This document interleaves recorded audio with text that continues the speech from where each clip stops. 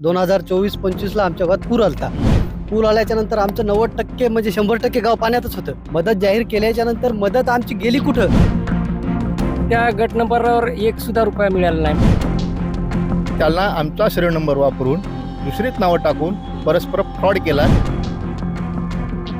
हिंगोली जिल्ह्यामध्ये 2024 साली झालेल्या पावसामध्ये शेतकऱ्यांच्या मोठ्या प्रमाणामध्ये शेती खरडून गेली होती आणि त्या शेतीच्या नुकसानीपोटी राज्य शासनाच्या वतीनं मदत जाहीर करण्यात आली होती. परंतु ती मदत शेतकऱ्यांना न मिळता भलत्याच लोकांच्या खात्यावर गेलेली आहे आणि त्यामुळं हिंगोली जिल्ह्यातल्या अनेक गावातले शेतकरी त्या मदतीपासून वंचित आहेत आणि आता या अनुदान घोटाळ्याची व्याप्ती दिवसेंदिवस वाढताना पाहायला मिळते. मी सध्या हिंगोलीच्या जिल्हाधिकारी कार्यालय परिसरामध्ये आहे आणि हे शेतकरी आहेत ना, हे शेतकरी अनुदान घोटाळ्यात झालेल्या तक्रारी संदर्भामध्ये जिल्हाधिकाऱ्यांना भेटायला आले. तर नेमकं आपण त्यांच्याशी बोलूया, काय झाले, कुठले तुम्ही? मी येगावचा राजेश्वर श्रीराम वानखेडे माझं नाव. बरं. मी राहणार येगाव येथील आहे आणि माझ्या शेतात नदीचा पूर जातो सर. बरं. आणि त्या पुरामुळे शेताची खरडणी झालेली आहे 2024 मध्ये. आणि त्या 24 मध्ये आम्हाला काहीही पैसे न मिळता आमच्या शेताच्या सर्वे नंबरवर दुसऱ्यालाच पैसे मिळाले आणि त्यांचं नाव दुसरंच आहे, त्यांचा आधार नंबर दुसरा, खाते नंबर दुसरा आणि त्यांना पैसे भेटलेले आहेत. आणि गट नंबर 15 आहे माझा, त्याच्यातून पूर गेलेला आहे आणि त्या गट नंबरवर एक सुद्धा रुपया मिळाला नाही.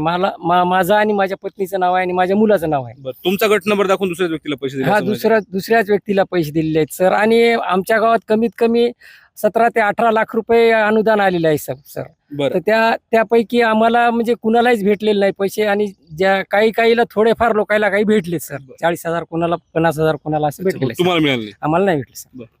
काय मी ज्ञानेश्वर नारायण वानखेडे, येगावचा रहिवासी आहे. आमच्या गावात हा घोटाळा खूप मोठा झाला. 2024-25ला आमच्या गावात पूर आलता. पूर आल्याच्या नंतर आमचं 90% म्हणजे 100% गाव पाण्यातच होतं. पाण्यात असल्यामुळे आमच्या शेतीचं इतकं फार नुकसान झालं. शेती आमची पाहायला म्हणजे असं ऊसाचा धाडा सुद्धा राहिला नाही शेतात. त्याच्या नंतर आमच्या इथं अनुदान सर्वे झाली. अनुदानासाठी मदत जाहीर केली. मदत जाहीर केल्याच्या नंतर मदत आमची गेली कुठं? आम्ही त्याच्यानंतर याद्या पाहिल्या. याद्या आमच्याकडे आल्याच नाही. याद्या 9 लोकांची यादी आली आमच्या गावात. यादीत रक्कम आमच्या गावात सगळ्यात जास्त आणि बाकीच्या गावात 9,400 रुपयाच्या वर अनुदान नाही. आणि यादीत पूर्ण फ्रॉड लोक. कारण की एकाच गटावर जे लोक दाखवले ते कुठले आहेत तुमच्या ते गावात? आमच्या गावातलेच होते आणि 4-5 लोक असे आहेत ते जवळपास गावातच नाहीत. त्यांना शेती आहे? शेती नाही, त्याला शेती नाही. आणि याच्यात पण एका गटावर अशी रक्कम काढली, बार एकाच गटावर रक्कम जास्त उचलण्यात आली. बरं. हो. अच्छा, हे कधी हे घोटाळा झालाय, हे कधी आलं शेतकरी म्हणून तुमच्या? हे आम्हाला पिपरीचं प्रकरण त्यांचं जेव्हा ओपन झालं पिपरी आणि कृष्णापूरचं प्रकरण ओपन झालं, त्यानंतर आम्हाला जाग आली की बा आमचा घोळका होऊ नये. आमच्या इथे 9च लोकांना पैसे भेटले होते. आम्हाला वाटलं त्यांनाच मिळाले असतील, आमचं नाव नसल. पण आम्ही ज्यावेळेस यादी काढली त्यावेळेस 9 लोक सोडून आम्ही 36 लोक तिच्या दुसरी निघालो आणि त्यांना आमचा सिरियल नंबर वापरून दुसरीच नावं टाकून परस्पर फ्रॉड केला. फ्रॉड कमी नाही, 40,000, 35,000, 50,000 असं एकेकाच्या खात्यावर त्यांनी पैसे उचलून घेतलेत. अच्छा. आणि कोण जबाबदार वाटते बरं याला? याला जबाबदार आम्हाला कृषी सहाय्यक, तलाठी आणि कृषी अधिकारी यांची आम्हाला जबाबदार वाटतात. काय तुमचा प्रकार काय नेमका? आमचं असं झालं की माझं या यादीमध्ये नाव आहे, पुढे अकाउंट नंबर बरोबर आहे. माझ्या नावावर मी भूमिहीन आहे. किती पैसे दाखवले? माझ्या अकाउंटला 33,680 रुपये दाखवले. वितरित केलं दाखवलं. मी स्टेटमेंट काढलं, माझ्या स्टेटमेंटला ते पैसे आलेले नाहीत. मग मी भूमिहीन असून माझ्या नावावर पैसे आले. मग आता मी सरकार मागणी करते की माझी जमीन तुम्ही काढून द्या. कारण गावातले शेतकरी म्हणतात तुझ्या नावावर जमीन नसून तुझ्या नावावर पैसे आले. मग हे माझ्यावर एक आरोप झाला ना. मग मी आता सरकारला म्हणत आहे की माझी जमीन काढून द्या, तुम्ही शोधून द्या. माझी जमीन हरवलेली आहे. प्रश्नच नाही. कारण सरकारने लवकरात लवकर द्यावं.